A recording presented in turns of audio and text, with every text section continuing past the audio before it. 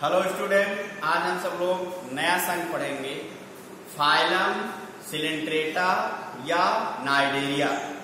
अब इस संघ हमने आपसे ये कहा था कि प्रत्येक संघ के कुछ यूनिक लक्षण होते हैं, मीन्स एक विशेष लक्षण होते हैं। उस लक्षण के आधार पर उस संघ को हम सब लोग पहचानते हैं। जैसे हमने इससे पहले जो संघ पढ़ाया पोरीफेरा, तो हमने कहा था कि वहां पर जो संघ पोरीफेरा होती हैं, उन जंतुओं में या जो पोरीफेरियन एनिमल्स होती हैं, उन एनिमल्स जो है पोर पाया जाता है, मतलब जो पोर होता है ऑस्टिया के रूप में प्रेजेंट होती है, इसलिए उस संघ का नाम दे दिया गया फाइलम पोरीफेरा। इसी प्रकार यहाँ पर जो नाइडेरिया फाइलम है, इस फाइलम में पाए जाने वाले एवरी एनिमल्स जो होती हैं, उनमें एक विशेष प्रकार की सेल्स पाई जाती है, जिसे हम सब लोग नाम देते हैं नीडोब्लास्ट सेल कहते हैं या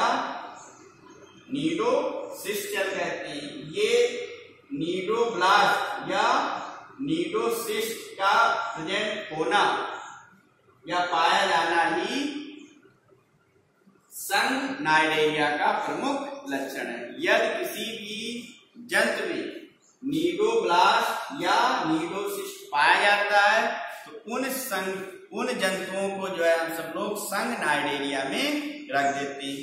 अब हम सब लोग बात करेंगे कि जो नीडोब्लास्ट या नीडोसिस्ट होता क्या है।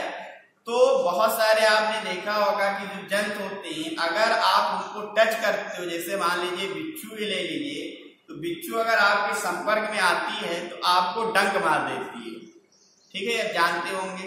उसी प्रकार जो है, जो नाइडेरिया संघ में पाए जाने वाले एनिमल्स होते हैं, उनमें क्या पाए जाते हैं, नीडोब्लास्ट पाए जाते हैं। उस नीडोब्लास्ट के द्वारा वह अपनी आत्मरक्षा करती है और भोजन को पकड़ने में भी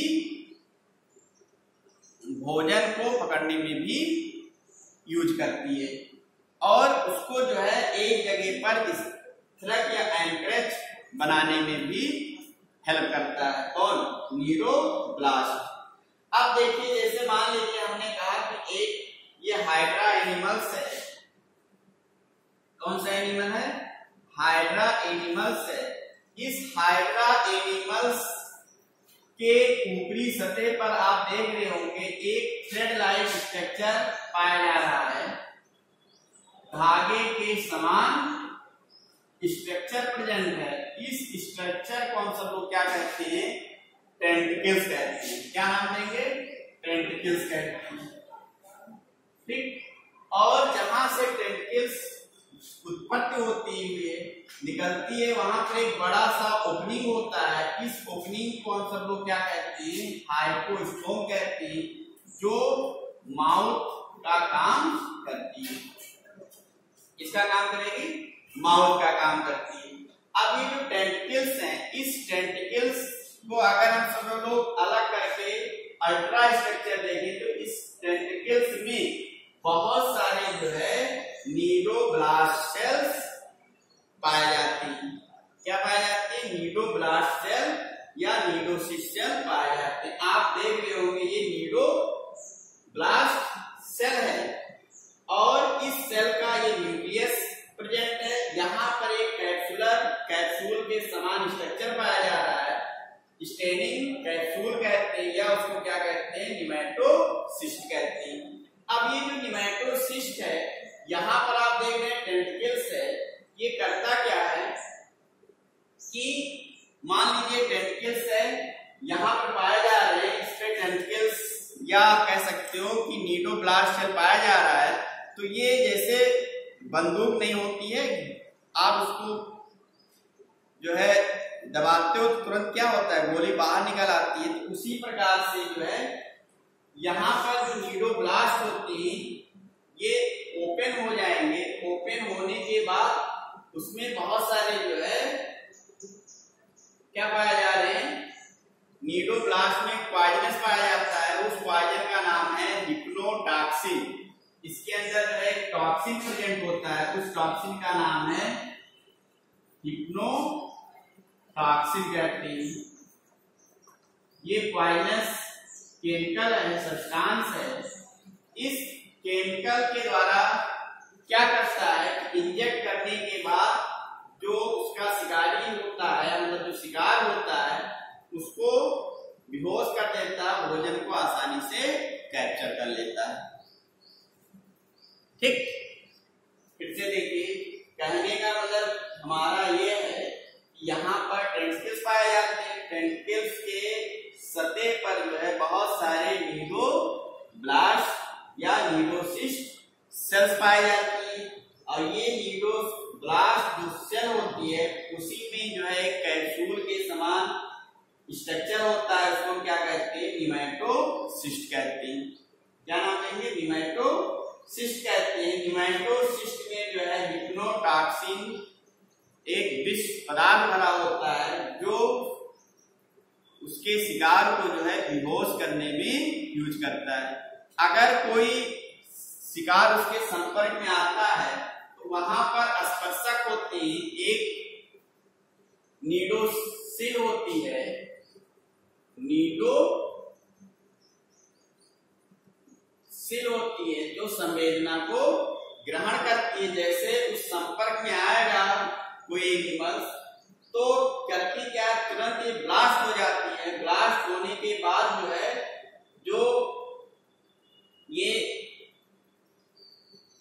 निमैटोसिस्ट सेल है उसको चुभो देती है। चुभोने के बाद जो है हिप्नोटॉक्सिन उसके बॉडी में इंजेक्ट कर देती है, जिससे वो जो शिकार है वो बेहोश हो जाता है और उसको जो है भोजन के रूप में यूज कर लेता है।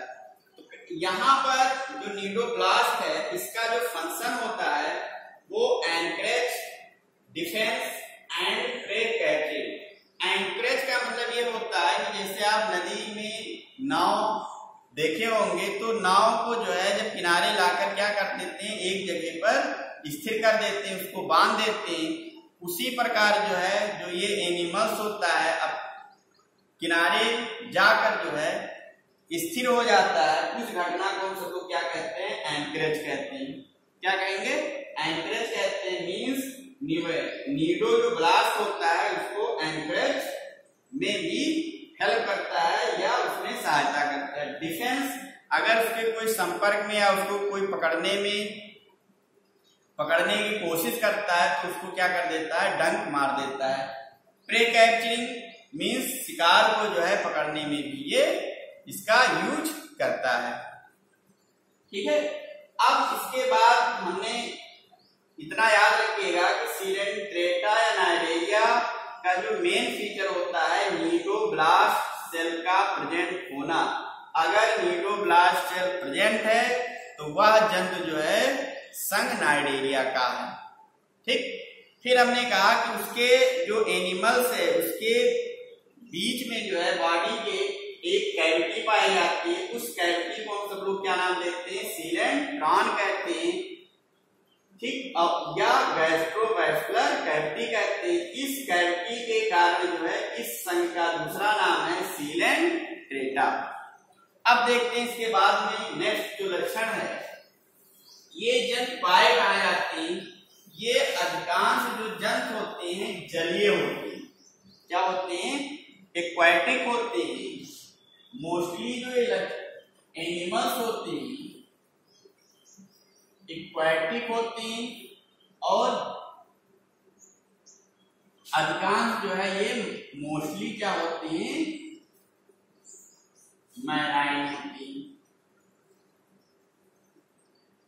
ठीक है, कहने का मतलब इस संघ में पाए जाने वाले जो जंतु होते हैं सभी जलीय होते हैं, लेकिन अधिकांश जो जंतु होते हैं वो समुद्र में पाए जाते हैं, मींस मैराइन वाटर में पाए जाते हैं। लेकिन कुछ ऐसे जंतु होते हैं जो फ्रेश वाटर में भी पाए जाते हैं, फ्रेश वाटर में भी पाए जाते हैं, जैसे हाइड्रा।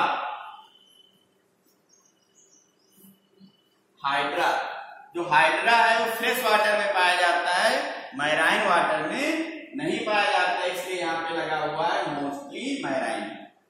अब नेक्स्ट देखिए, नेक्स्ट हमने कहा कि इस संघ में या पाए जाने वाले जो जंतु होते हैं उनमें नीडोब्लास्ट सेल पाया जाता है। नीडोब्लास्ट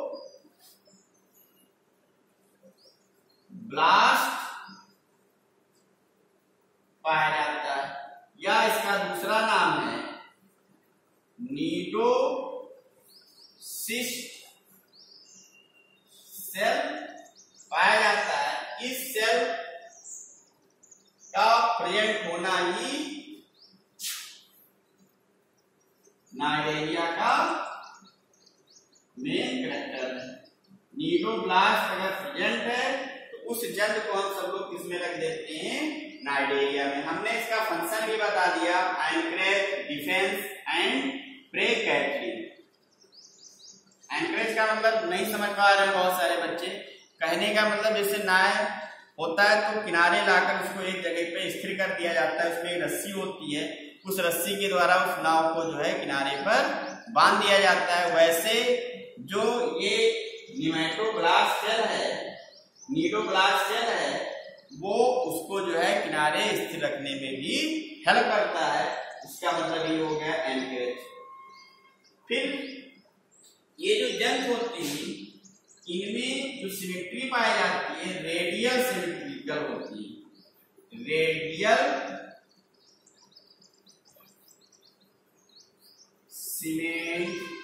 सिमेट्रिकली या सिमेट्रिकल होती है। रेडियल सिमेट्रिकल का कहने का मतलब ये हुआ कि जो ये एनिमल्स हैं तो इनमें रेडियल सिमेट्री पाई जाती है।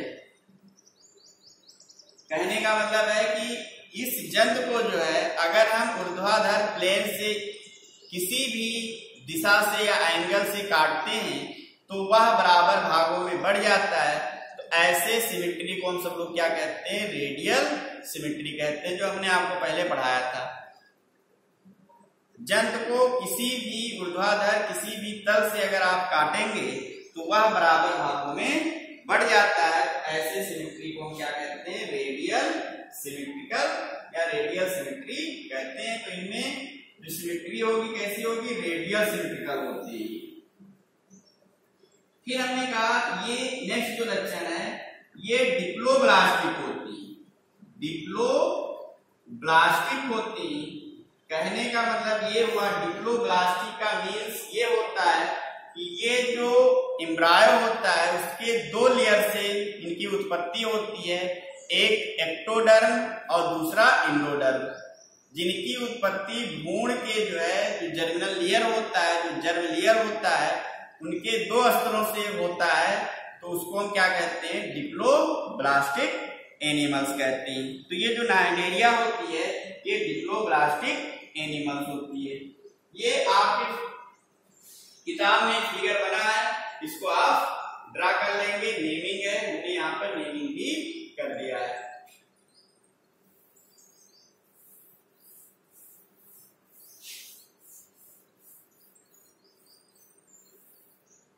इनमें जो ये जंतु होते हैं इनमें टिश्यू लेवल ऑर्गेनाइजेशन पाया जाता है। इस सब हमने आपको पहले पढ़ा दिया है। टिश्यू लेवल ऑर्गेनाइजेशन पाया जाता है मतलब यहाँ पे जो सेल्स होते हैं, जो बॉडी होंगे, वह सेल के रूप में न रहकर टिश्यू के फॉर्म में होते हैं। इसलिए इनको हमने क्या नाम दे दिया, टिश्यू लेवल ऑर्गेनाइजेशन या ऊतक स्तर का संगठन कह दिया हमने। ठीक, फिर हमने कहा कि यहाँ पे जो सेंटर में होगा क्या पाया जाता है,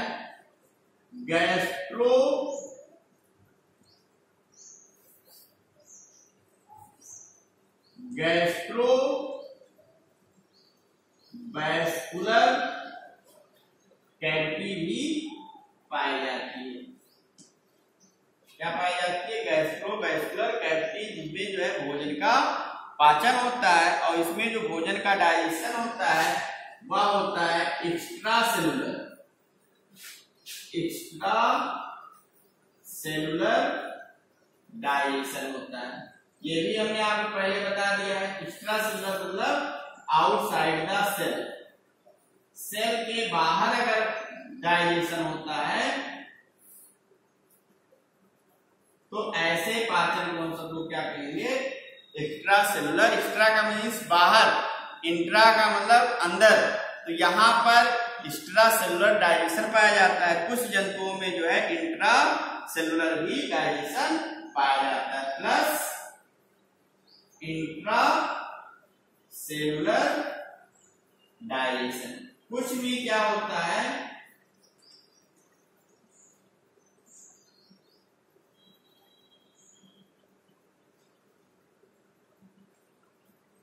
कुछ में जो डाइजेशन होता है सेल के बाहर होता है तो उसको क्या नाम दे देते हैं, एक्स्ट्रा सेलुलर डाइजेशन कह देते हैं। कुछ एनिमल जो है सेल के अंदर उनमें डाइजेशन होता है उसको हम क्या नाम देते हैं, इंट्रा सेलुलर डाइजेशन। तो यहाँ पर होता क्या है, एक्स्ट्रा सेलुलर डाइजेशन भी होता है और इंट्रा सेलुलर भी डाइजेशन होता है। मींस दोनों टाइप्स का डाइजेशन यहाँ पर प्रेजेंट है।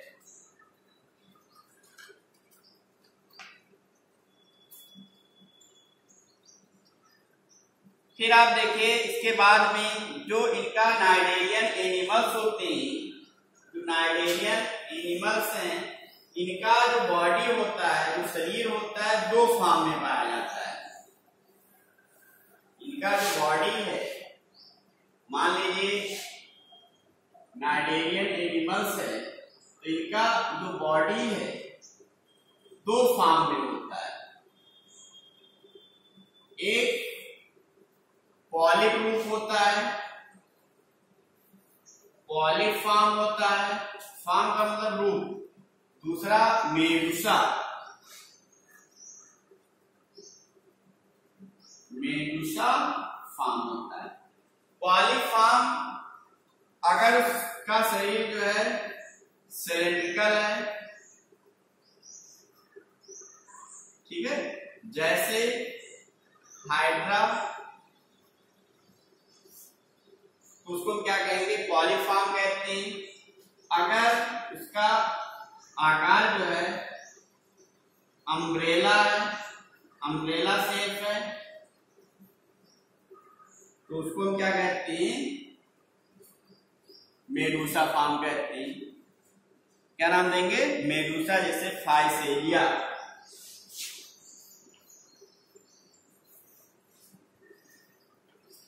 इस तरीके से होगा।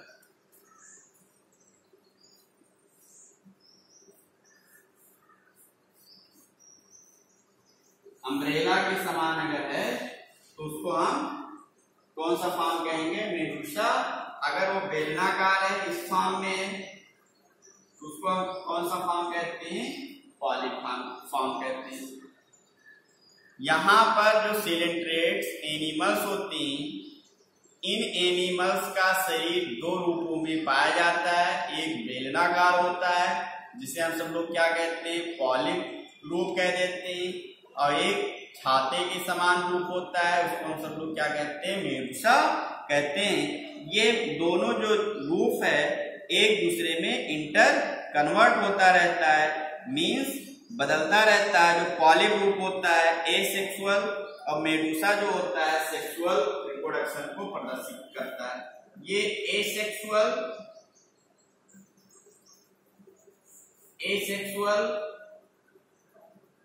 और ये जो है एनिमल्स सेक्सुअल। तो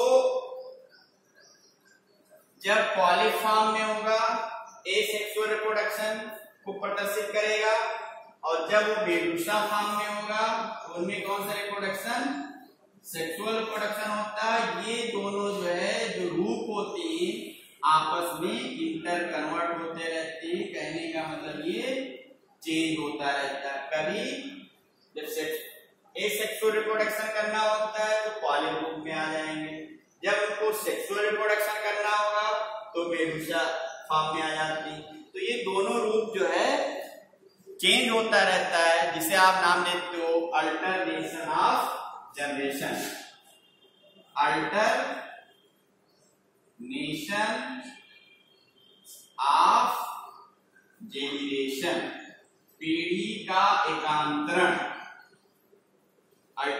जनरेशन में दो रूप होता है, एक पॉलिप फॉर्म और दूसरा मेडुसा फॉर्म। इसको हम कहते हैं मेटाजेनेसिस कहते हैं। इसी को हम नाम देते हैं मेटाजेनेसिस, मेटाजेनेसिस कहते हैं। पॉलिप से मेडुसा में, मेडुसा से पॉलिप रूप में चेंज होना क्या कहलाता है? मेटाजेनेसिस कहलाता है।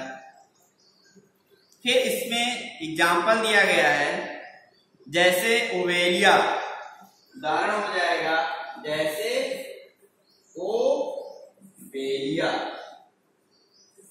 ये एनिमल्स।